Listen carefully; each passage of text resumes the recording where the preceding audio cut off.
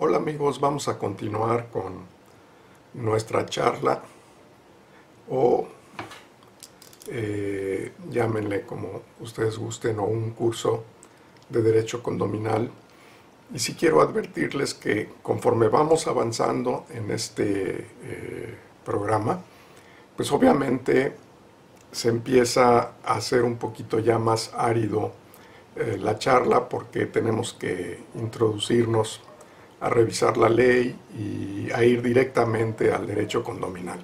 Entonces, el día de hoy vamos a hablar de la convocatoria y de la asamblea.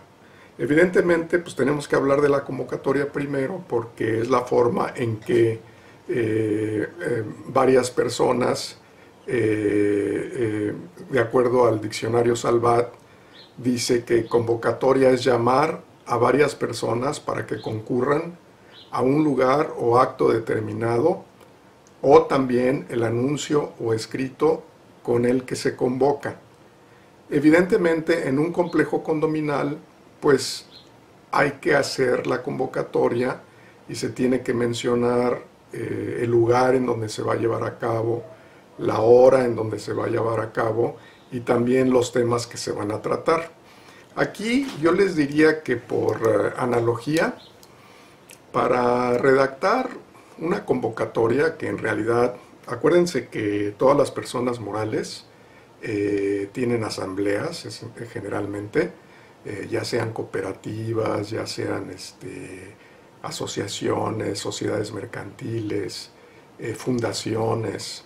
Todas siempre cuando se van a reunir sus socios o sus asociados, pues evidentemente se les tiene que hacer llamar, se les tiene que convocar a través de este tipo de documentos que normalmente la ley habla de, en cada caso específico, de los días con antelación en que se tiene que hacer la convocatoria, en que se tiene que informar al asociado o al socio.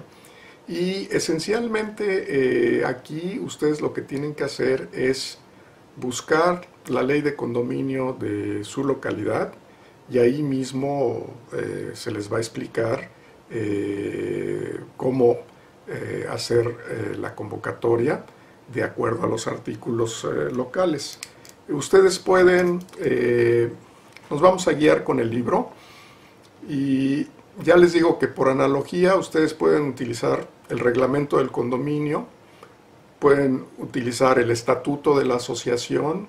En el estatuto de la asociación es curioso porque, de la asociación civil de condóminos, porque normalmente ahí sí se menciona cada cuándo es la asamblea ordinaria y que son, como ya les dije, pueden ser cada año, o bien también se insertan las reglas para las asambleas extraordinarias.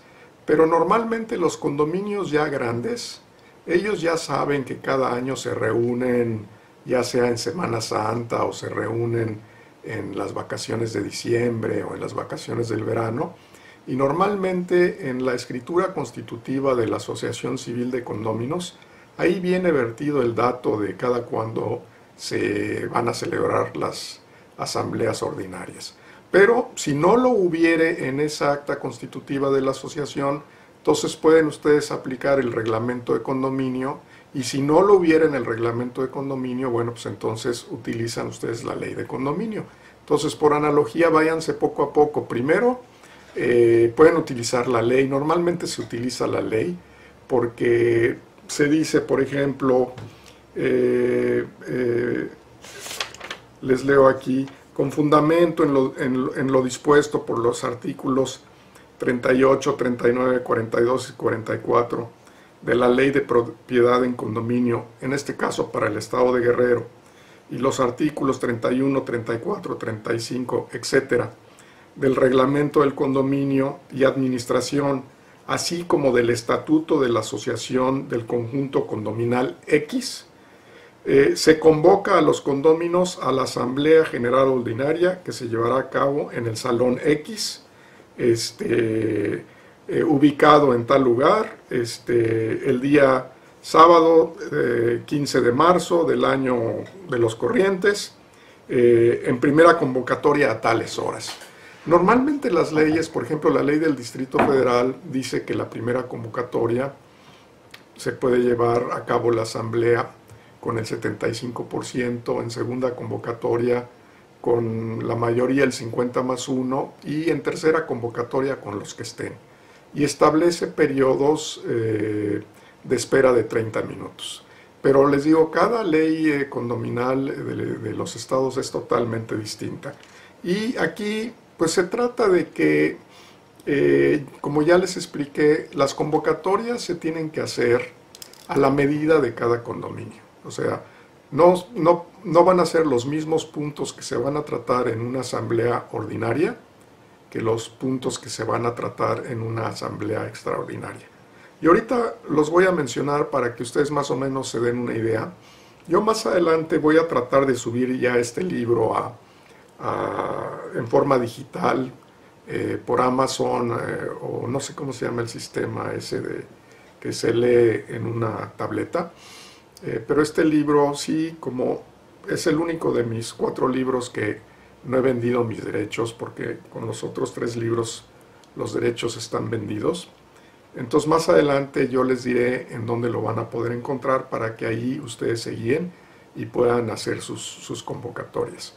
Les decía yo que cada convocatoria se hace como un sastre, se hace a la medida, y ya en clases pasadas les dije que no es lo mismo una convocatoria de un condominio o de una unidad condominal que está en la playa a una unidad condominal que está en el altiplano o que está en una zona donde hay parques industriales, o sea, un condominio de parques industriales o un condominio de un mercado público. Pues evidentemente las convocatorias para los asuntos que se van a tratar en una asamblea son bien distintos. Normalmente convoca el administrador, pero aquí quiero decirles que esto es histórico. Yo les platicaba que las primeras leyes que datan de los años 50 de condominio asumían, como eran condominios pequeños, no había los grandes complejos que hay ahora, ¿no? Había complejos pues, muy pequeños y normalmente eran edificios en la Ciudad de México de 10 pisos o de 4 pisos o de 5 pisos. Entonces siempre la ley asumió que el administrador era condómino. Por tal motivo eso ya se quedó, aunque yo les dije que realmente la asamblea la constituyen única y exclusivamente propietarios y solo pueden estar ahí los propietarios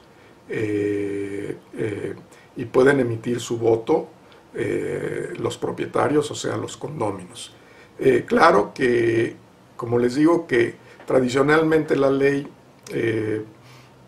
avisoraba o presumía que los administradores también eran condóminos, porque normalmente en un condominio pequeño pues no hay ni mesa directiva, simplemente entre los 5 o 6, entre las 5 o 6 unidades condominales o los 5 o 6 propietarios, pues nombran un administrador de entre ellos. De tal forma que por eso la ley siempre históricamente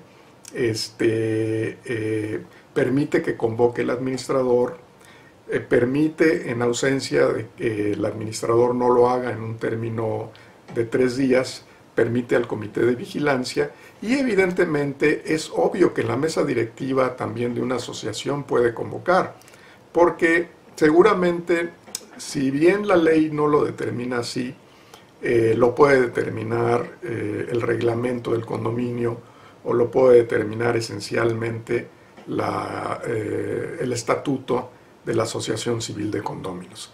Entonces, yo veo como abogado pues que normalmente sí va a convocar el administrador, pero ya les dije, el administrador puede o no ser condómino. En los conjuntos condominales muy grandes, normalmente el administrador es un empleado que ve como su patrón precisamente a la asociación de condóminos y evidentemente ve como su patrón también a la mesa directiva de esa asociación de condóminos. Esto es, esa mesa directiva va a tener un presidente, va a tener un tesorero, va a tener un secretario y en el caso de que también el administrador sea condómino, pues con mucha mayor razón puede convocar el administrador.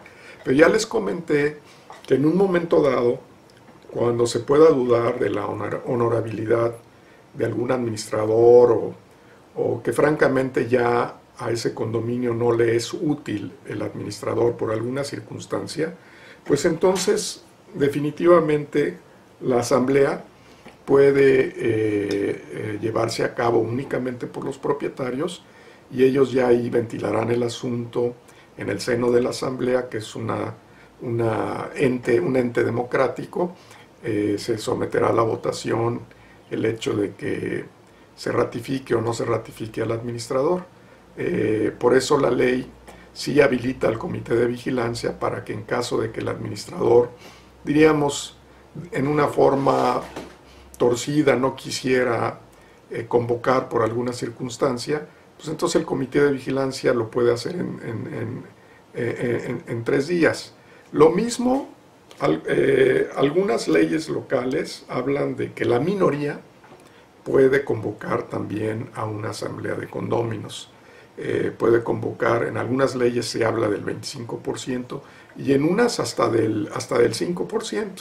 Y también cuando hay algún conflicto puede por orden judicial convocarse también a la asamblea.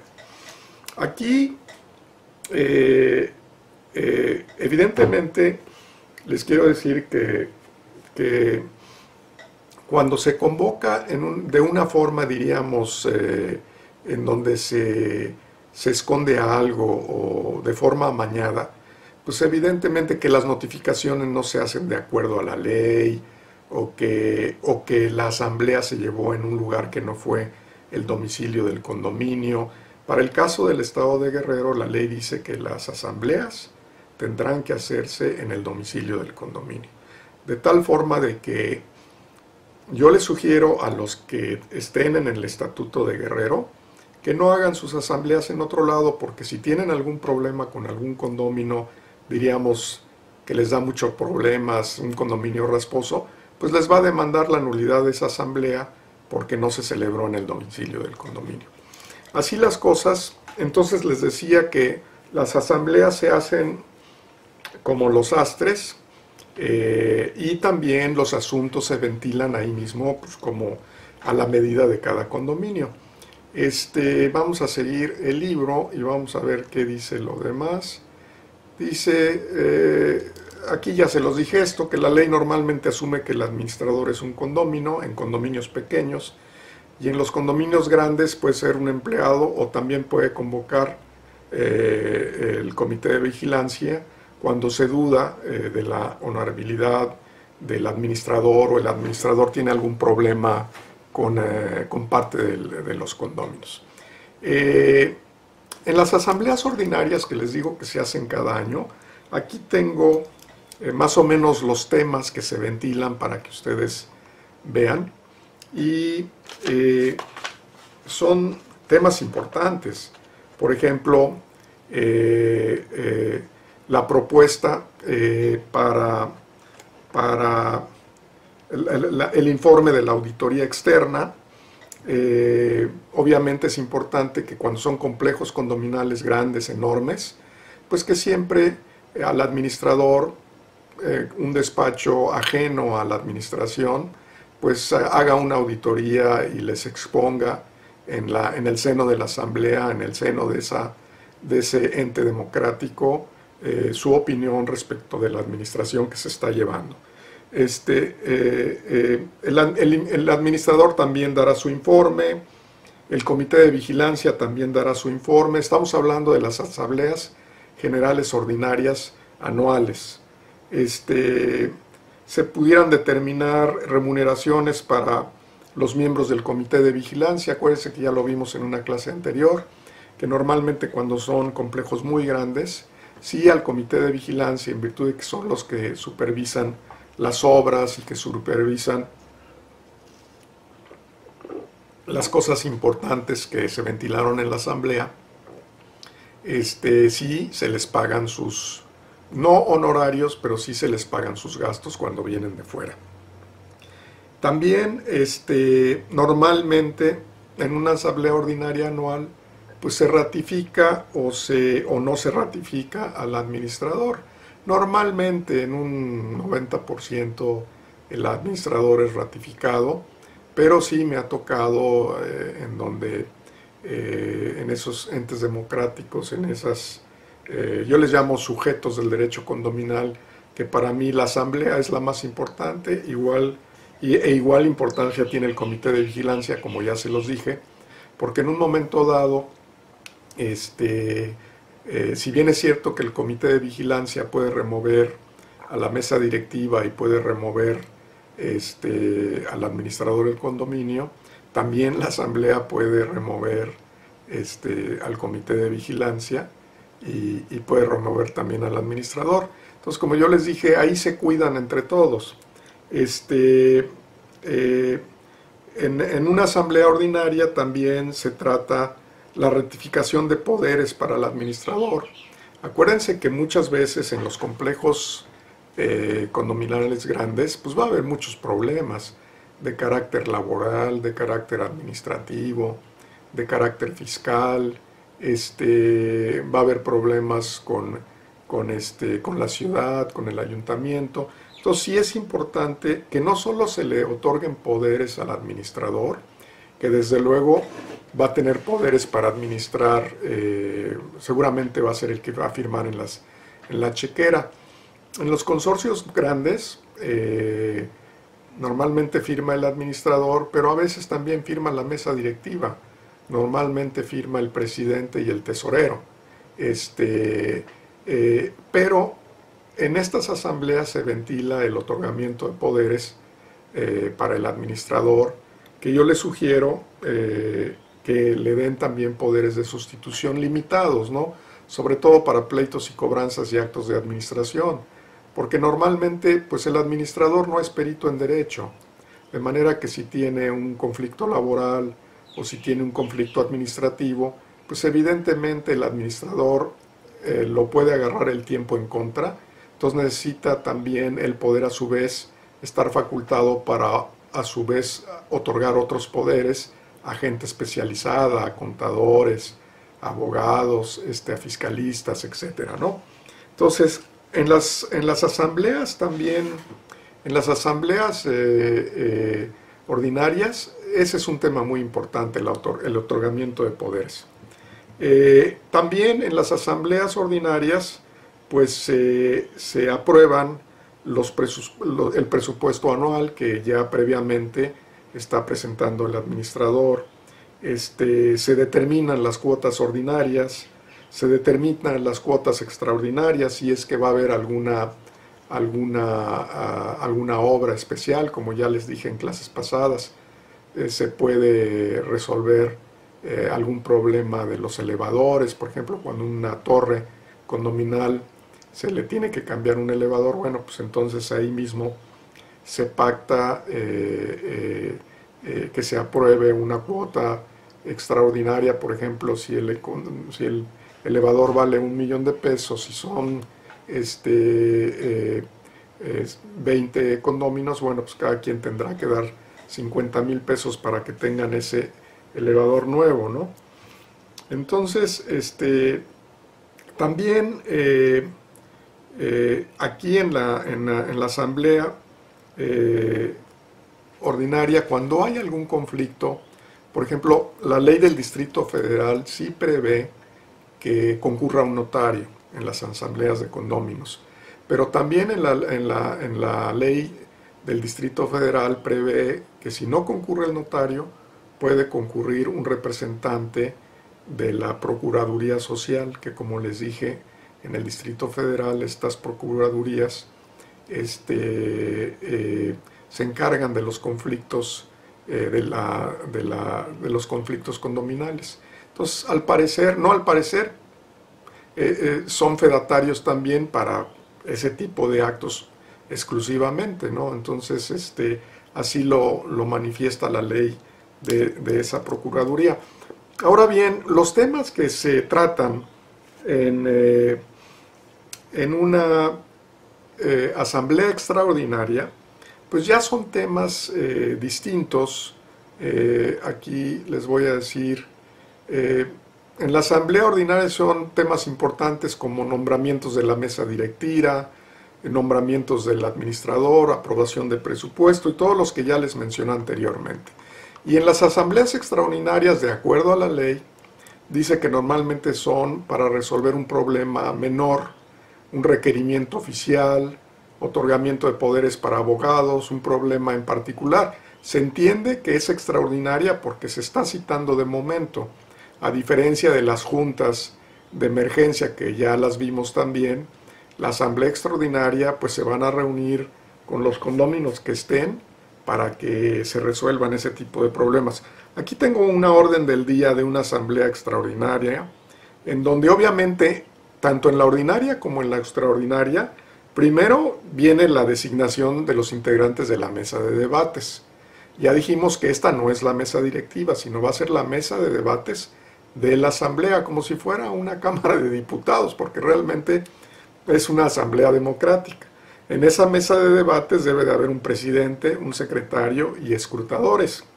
Hablamos en un principio de la importancia que tienen los escrutadores porque son los que cuentan los votos. Se pasa a la lista de asistencia. La lista de asistencia se tiene que firmar y la tienen que firmar los propietarios. Se determina el quórum. Esto es, hay que ver si de acuerdo a la ley hay el quórum necesario para poder continuar. Y luego se declara formalmente la instalación de la asamblea. Se dice que siendo tales horas de tal día y debido a que hay tal porcentaje de quórum, se declara instalada la asamblea en virtud de que ya hay una mesa de debates. Así las cosas, por ejemplo, una orden del día en una asamblea extraordinaria pudiera ser la siguiente: propuesta para el otorgamiento de poderes a representantes legales para los casos de demandas laborales que enfrenta el condominio. Es lo que yo les decía. Por eso yo les decía que, bueno, sí, un condominio puede no estar asociado formalmente, pero sus acuerdos surtirán efecto solamente entre ellos. Les dije que no surten efectos erga omnes o frente a terceros, de tal forma que en este caso, si una asociación informal no protocolizada en escritura pública tiene un problema de una demanda laboral o de un problema fiscal, pues ahí entonces es donde van a empezar a sufrir con poder acreditar la personalidad jurídica de la asociación de condóminos, que como yo les dije, va a haber problemas de certeza jurídica y más que de certeza también de eficiencia jurídica. Y yo les dije que si hay un problema de eficiencia jurídica, pues normalmente va a tener repercusiones económicas en el bolsillo y en el bolsillo de cada uno de los condóminos. Luego, otro punto pudiera ser ratificación o modificación de los honorarios del administrador, o sea, del sueldo del administrador en este caso, que pudiera cobrar por honorarios, pero normalmente va a ser un empleado, ¿no? Claro, si tiene la doble cachucha o la doble gorra de ser propietario y administrador, que les digo, realmente como la gran mayoría de los condominios son pequeños, pues normalmente el administrador sí es condómino. De ahí que históricamente la ley sí permite que el administrador convoque a la asamblea. Pero en los complejos grandes ya les dije que normalmente es un empleado. Entonces aquí se ve el asunto del sueldo del administrador en una asamblea extraordinaria, porque pudiera haber de repente inflación y de repente el administrador va a decir, bueno, pues es que ya el sueldo no me alcanza, etcétera, ¿no? Luego otro punto sería adicionar reglas para los horarios del uso de la alberca y cancha de tenis. Como yo les dije, son temas menores. O sea, a diferencia de una asamblea ordinaria en donde se habla del informe de la auditoría, del informe del administrador, del informe del comité de vigilancia, de la ratificación del administrador o no, en una asamblea extraordinaria son temas muy menores. Aquí estamos hablando de que se va a ver un problema de la alberca y un problema de la cancha de tenis. Otro punto pudiera ser menor, resolver el asunto de los elevadores. Y ahí acuérdense que ya dijimos que el condómino moroso, en casi todas las leyes de condominio que existen en el país, con 2 meses que esté en mora, ya no podrá tener voto, podrá tener voz, pero no voto. Y también quiero recordarles que así asistan o no asistan los condóminos a la asamblea, cualquier acuerdo que se tome en una asamblea va a ser, y que sea ya al final declarado válido, surtirá efectos surtirá efectos para todos los propietarios del condominio.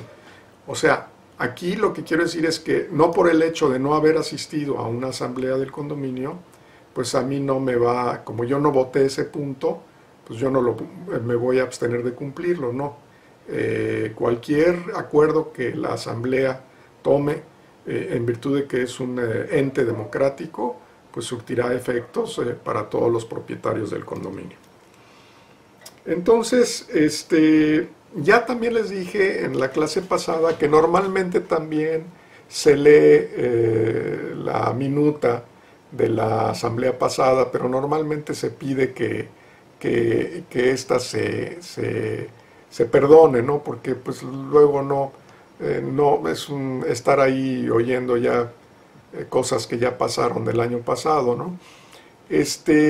Aquí vamos a ver que la convocatoria de las asambleas, normalmente, de acuerdo a la ley, cada ley es distinta.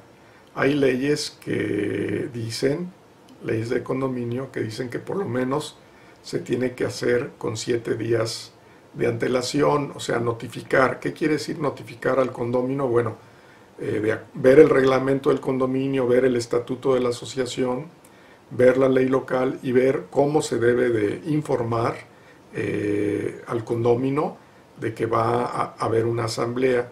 Y la convocatoria ya redactada, pues normalmente se pega en las áreas comunes del condominio, se pega en los elevadores, se pega en la recepción del condominio, se pega en las áreas comunes, ¿no? Y normalmente las leyes dicen que se puede hacer personal la convocatoria, la notificación personal con lista, y que se tiene que firmar por parte de cada uno de los condóminos, o bien se puede hacer por correo certificado, que hoy en día pues ya casi no se usa más la estafeta o el DHL o el Federal Express. Entonces, muchos reglamentos de condominio también autorizan que sea por internet, con acuse de recibo.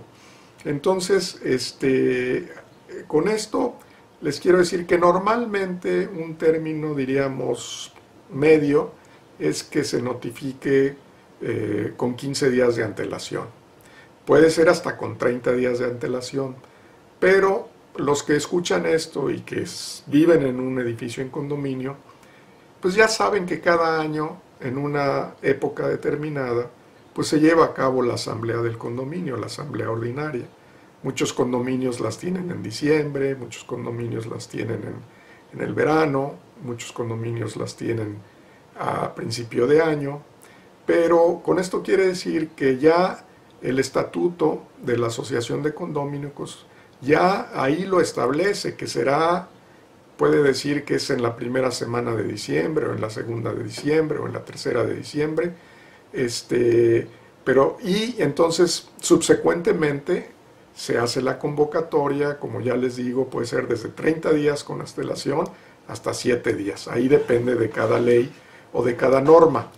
Y ya les dije que vamos a irnos revisando la ley desde el estatuto de la asociación civil, el reglamento del condominio, que no solo es un reglamento para las áreas comunes, sino que también versa acerca de las características que tiene que tener una convocatoria, de cómo debe de ser una asamblea, de cómo los atributos que tiene también la mesa directiva, los atributos que tiene el administrador, y de ahí nos vamos a la ley de condominio del Estado, de donde se encuentre cada unidad condominal, cada complejo condominal.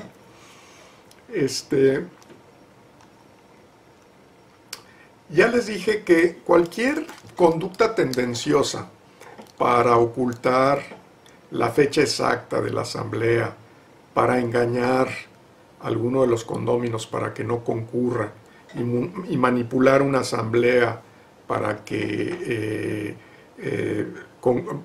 los que van a concurrir tengan la mayoría y logren los acuerdos que les interesan, pues obviamente está afectada de ciertos vicios, y obviamente si se comprueba que no se hizo de acuerdo a la ley, que no se hizo de acuerdo al estatuto o el reglamento, pues evidentemente en un juzgado civil se puede demandar la nulidad de esa asamblea, ¿no? ¿Y qué va a suceder? Que se va a retrotraer, el juez va a ordenar que se lleve a cabo de nuevo, que es cuando, ya les digo, que el juez puede convocar por la vía judicial, que es lo que platicamos con antelación. El licenciado Barrera Graf, que es un autor de sociedades mercantiles esencialmente, él dice que el texto de una convocatoria debe ser suficiente para indicar claramente el día, la hora, el nombre y firma de quien convoque, y mencionar si se trata en primera, segunda o ulterior convocatoria y los asuntos a tratar. Aquí está dicho todo, o sea, el texto de esa convocatoria pues debe tener claramente el día y hora, como ya lo dije, el nombre el nombre de la persona y la firma de la persona que va a convocar, que ya quedamos que puede ser el administrador, que puede ser el consejo, el comité de vigilancia, o puede ser también el comité, el presidente del comité de condominio,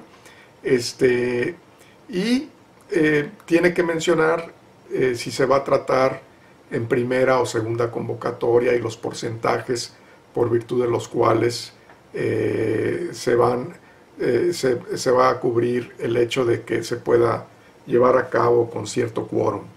Y los asuntos que se van a tratar. Aquí es curioso porque hay otro autor, Mantilla Molina, que también es un autor esencialmente de sociedades mercantiles, que ahí él dice que es ocioso mencionar puntos generales. Él dice que en la convocatoria solamente se deben de insertar o publicar los asuntos que se van a tratar en la asamblea, pero él lo ve desde el punto de vista de una sociedad mercantil. Sin embargo, es mi opinión que evidentemente en un condominio sí puede haber puntos generales. Dice, Mantilla Molina no está de acuerdo en insertar asuntos generales, pues dice que es una práctica viciosa y las resoluciones también lo serán. Y aquí yo digo, en mi opinión, una asociación civil es diferente, pues en puntos generales sí se tratan asuntos, claro, de menor importancia, ¿no? Como ya les comenté, que se va a pintar la alberca, que se va a arreglar el conmutador porque está fallando, que se van a arreglar unas sombrillas de algún asoleadero o de algún condominio de mar, o en el caso de que se trate de un condominio, que se trate de naves industriales o de mercados, pues que se va a mandar a arreglar la báscula con la que se pesan los productos, la báscula general del mercado o la báscula general del complejo de naves industriales, ¿no? O de parques industriales. Entonces yo creo que Mantilla Molina está bien en lo cierto de que sí los asuntos principales se tienen que mencionar en la convocatoria, pero solamente en una sociedad mercantil. Porque sí, en una sociedad mercantil pues es difícil que haya puntos generales. Normalmente ya uno sabe a qué va y qué asuntos son los que se van a tratar, pero sin embargo, obviamente ya se hizo común que en todas las asambleas, ya sea incluso asambleas ejidales, en asambleas de cooperativas, en asambleas de asociaciones civiles de condóminos, en asambleas de sociedades mercantiles, de fundaciones, siempre hay puntos generales porque siempre habrá un asociado que quiere tratar los asuntos que que les interesa. La convocatoria debe de contener, como ya lo dijimos, primero debe decir si es ordinaria o extraordinaria. Debe contener la fecha, la hora y el orden del día. Y la notificación para el condómino deberá ser por escrito, como ya se los dije, si están ahí a la mano, si por ejemplo es un complejo de 4 unidades condominales, es un pequeño edificio. Yo me acuerdo que sí, yo vivía en un edificio pequeño en la Ciudad de México, en las calles de Praga 30, y al lado también había otro condominio, pero eran condominios pequeños, el edificio donde yo viviera de tres departamentos, el de al lado era yo creo que de unos 8. Entonces, pues ahí obviamente va a estar el administrador esperando al propietario, le da una copia de la convocatoria y le pide que le firme de recibido la lista, ¿no? Acuérdense también que en una asamblea también hay que firmar la lista de asistencia. La lista de asistencia pues va a formar parte integral de las protocolizaciones que más adelante va a hacer el notario y forma parte del cuerpo de la asamblea, ¿no? La asamblea no es solamente concurrir, sino que tiene ciertas características. Primero, se tiene que demostrar en muchas asambleas, primero que uno es propietario, llevar copia certificada de su título de propiedad para ver quién es el que tiene la autorización para estar en esa asamblea y para ver quién legítimamente puede votar. Segundo, pues firmar la lista de asistencia para que ya una vez entrado al recinto, pues se firmó la lista de asistencia y esa se va a anexar al acta final e incluso se va a redactar en el acta quienes comparecieron y quienes firmaron de su asistencia, ¿no? Y ya les dije que normalmente pues también entran a las asambleas el equipo de trabajo, sobre todo cuando se trata de un condominio grande. Cuando hay esos condominios gigantes, pues en realidad hay un administrador y obviamente el área financiera, el área humana y el área de recursos materiales. El área financiera pues es el apoyo contable de ese administrador, o él mismo normalmente puede ser un contador, a veces son gerentes de los condominios, y ahí también van a acompañar a ese administrador pues el que está encargado de recursos humanos, o sea, normalmente a veces es una secretaria competente que asiste al administrador, o cuando son complejos grandes ya les dije que es muy complicado y sí es importante tener un experto en recursos humanos, porque normalmente el experto en recursos humanos pues, se conoce la ley laboral al derecho y al revés, y puede él mismo hacer las liquidaciones y concurrir a la Junta de Conciliación, a llevar a cabo los finiquitos. Acuérdense que en materia laboral no se puede hacer un arreglo o un finiquito ante notario. Ante los ojos de la ley laboral no surte efectos y no tiene valor, no tiene ningún valor en una Junta de Conciliación y Arbitraje. O yo le llamo cortes laborales porque se me quedan los otros conceptos, pero en realidad pues, sí es una corte laboral, pero aquí les llamamos, son juntas de conciliación, porque esencialmente lo dice la palabra. Se trata primero de conciliar al patrón con el trabajador, y ya si no hay conciliación, bueno, pues se inicia el pleito y le recaerá se les llaman laudos, a diferencia de las sentencias, ¿no? Entonces, sí les digo, un director de recursos humanos es muy importante que sea un agente capaz, con experiencia en ese rubro, para que pueda atender cualquier problema laboral, sobre todo los complejos condominales grandes, enormes, ¿no? Y la otra es tener en recursos materiales y obras también a una gente honesta y competente, a un arquitecto o ingeniero, sobre todo si se trata también de un experto también en máquinas, porque normalmente a veces los complejos condominales grandes pues tienen calderas o tienen albercas o tienen máquinas un poquito complicadas de aire acondicionados. Antes se usaban los aires acondicionados centrales, pero ahora ya son los famosos mini splits. Entonces necesitan en esos tres rubros los condóminos, los condominios, tener gente muy capaz. Normalmente hay una oposición en un condominio y a veces la oposición es muy menor. A veces la oposición es de un 5%, de un 10% de los condóminos, y el resto de los propietarios de las unidades condominales pues están contentos con el administrador. Pero aquí, a veces, en un plan práctico, muchas veces los propietarios de una unidad condominal que viven en la Ciudad de México y que tienen su condominio de verano en Acapulco o de invierno, pues le hablan al administrador y le dicen que si le puede desconectar el refrigerador o que si les puede ir a comprar algo para una fuga de agua que tuvieron. De repente el administrador, que normalmente son personas muy gentiles y muy amables, pues sí acceden a hacerle favores a los particulares, ¿no? A veces les piden que les paguen su predial, que les paguen su agua, que les paguen su teléfono. Entonces los administradores, de manera con una disposición muy buena, pues atienden a todos los... No es su obligación, no es su obligación, pero lo hacen. Y muchas veces les digo, es mi experiencia, que a veces cuando un condomino se pasa ya de lanza, que es muy...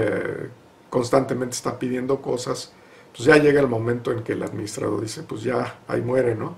Y de repente la agarran en contra de él y empieza a hacerse ya el grupito, ¿no?, de gente contraria al administrador. La minoría puede convocar y normalmente la minoría pues va a perder todo lo que propone, porque pues no tiene la mayoría. Ya les dije que es un ente democrático y que normalmente para ganar un punto de acuerdo, pues sí hay que cabildear con otros condóminos, hay que ponerse de acuerdo, hay que convencerlos, hacer la propuesta para sacarla adelante, ¿no?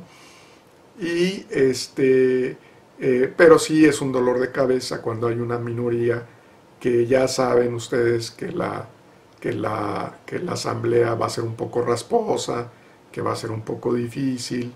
Y en este caso yo les sugiero que si ustedes ven que va a ser la asamblea un poco difícil, pues de plano que podan algún apoderado.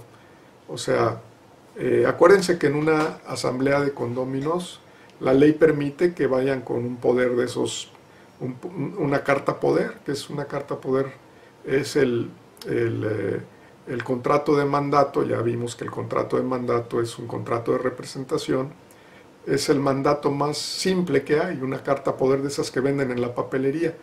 Nada más que sí, aguas, porque tienen que venir con testigos, no nada más ustedes firmen la carta poder. Ahí hay, en esas cartas que venden en las papelerías, que cuestan $1, hay 2 partes bajas también para 2 testigos. Y yo les sugiero que no solo pongan el nombre del testigo, sino también su número de credencial de lector o de carta o carnet de identidad, para que así los represente alguien en esa asamblea. Porque yo lo que les digo es que a veces uno no es perito en derecho, a veces los que concurren ahí pues tienen distintas profesiones, hay ingenieros, hay arquitectos, hay abogados, si bien es cierto, pero normalmente cuando saben que va a haber una asamblea rasposa, pues no se expongan, mejor manden a un perito que los represente y que ese perito en la materia los defienda en relación al punto que ustedes quieren lograr. Normalmente el perito se va a preparar, el perito en la materia, el abogado les va a decir si tienen ustedes posibilidades o no de sacar adelante su punto de acuerdo, pero les ahorrará por muy poco dinero exponerlos a ustedes a que los ofendan o a que les hagan una falta de respeto. Entonces no concurran cuando crean ustedes que van a... Es un principio general, ¿eh? Yo cuando hay una cosa en la que no me siento bien, yo nunca voy. O sea, si es un lugar en donde no me voy a sentir bien, francamente no concurro. Entonces, de igual forma, yo aquí les digo, si ustedes avisoran que en esa asamblea no les va a ir bien, que puede haber una conducta ríspida de algún vecino, pues no se expongan, manden a alguien, y que ese apoderado, que sí va a ser perito en derecho y que se sabe manejar en una asamblea, les va a sacar adelante sus problemas.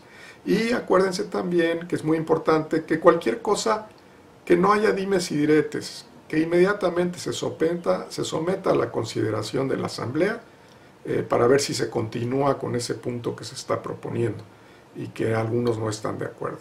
Y ya la asamblea de forma inmediata dirá si sí o no se aprueba que se continúe con la propuesta que hace alguna de las partes, ¿no? Son consejos prácticos, pero todo esto del condominio pues sí es complicado, pero por eso yo lo digo en mi libro. Muchas veces sí se tiene la suerte de vivir en condominios tranquilos, pero muchas veces no. Tiene uno la desfortuna de no tener un buen vecino, y al grado de que uno tiene ya que se lo he dicho a clientes míos, si ya no estás contento en ese lugar, pues hay que ver otra opción, hay que vender y buscar en otro lugar. Sobre todo en condominios que se tienen aquí, donde yo estoy en Acapulco, que se tienen como segunda opción de vacaciones, ¿no? Como un lugar, yo creo que casi el 80%, sí, el 80% de las unidades condominales que hay en Acapulco son de gentes de la Ciudad de México y de extranjeros que tienen una casa de verano, una casa de vacaciones, una unidad de vacaciones. Entonces, es importante que si no tienen un buen vecino, pues a otra cosa mariposa, y vámonos de aquí que espantan, o sea, vámonos a otro lugar a vivir, ¿no? Lo más importante de los puntos que se tratan en una asamblea son los otorgamientos de los poderes. Esencialmente son los otorgamientos de los poderes para los administradores, para el administrador, para la mesa directiva, si es que la mesa directiva a su vez se le van a dar facultades de sustitución, para sustituir esos poderes y entregarlos a otros peritos. Ese es el tema, a mi juicio, diríamos que es el quid de una asamblea, cuando ya son conjuntos condominales complejos. Ahí mismo un buen abogado que les lleve una asamblea de un condominio grande, pues ahí mismo en la asamblea se somete a la consideración de los condóminos, de los propietarios, el que se apruebe o no se apruebe, el otorgar poderes para pleitos y cobranzas y actos de administración a los distintos peritos que ustedes van a utilizar.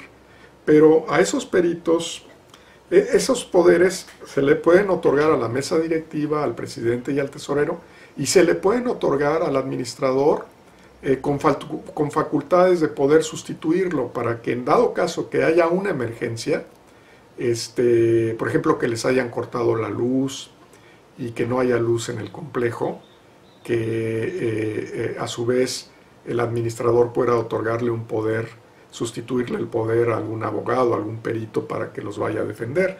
Entonces yo creo que a mi juicio ese es el tema más importante, y claro, los temas importantes de las asambleas ordinarias anuales, que como ya lo dijimos, es el informe del administrador, es el presupuesto del administrador, es el informe del Consejo de Vigilancia, el informe de obras, el informe de los recursos humanos, etcétera, ¿no? Y un largo etcétera, porque sí es complicada. También los sueldos del administrador se ventilan, porque muchas veces pues son trabajos muy difíciles para el administrador, y hay que ver que se le autorice su sueldo de forma correcta, y las prestaciones también, con sus prestaciones, y aparte sus gastos, porque muchas veces también incurren gastos de viajes por si lo mandan a recabar firmas a la Ciudad de México. Bueno, yo creo que ahora vamos a continuar con otros temas. El fondo de reserva, les digo, es para cubrir compras de alguna herramienta según la ley, de maquinaria, de mano de obra, para la oportuna y adecuada realización de obras de mantenimiento. Eso es lo que dice la ley.